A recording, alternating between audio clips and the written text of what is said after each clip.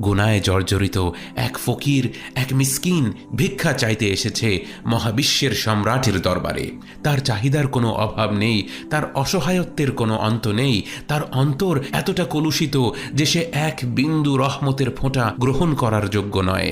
সেই হতভাগা যখন মহান রবের দরবারে এসে বলে, ইয়া রব, আপনি মুহাম্মদ সাল্লাল্লাহু আলাইহি ওয়াসাল্লামের ওপর সালাত এবং সালাম প্রেরণ করুন, আকাশ বিদীর্ণ হয়ে রহমতের ঝর্ণাধারা নেমে আসে আমার হাবিব সাল্লাল্লাহু আলাইহি ওয়াসাল্লামের ওপর। আল্লাহ তাকে এত ভালোবাসেন, যেই এই দোয়া করুক না কেন তিনি তার হাবিব সাল্লাল্লাহু আলাইহি ওয়াসাল্লামের উসিলায় তা কবুল করে নেন।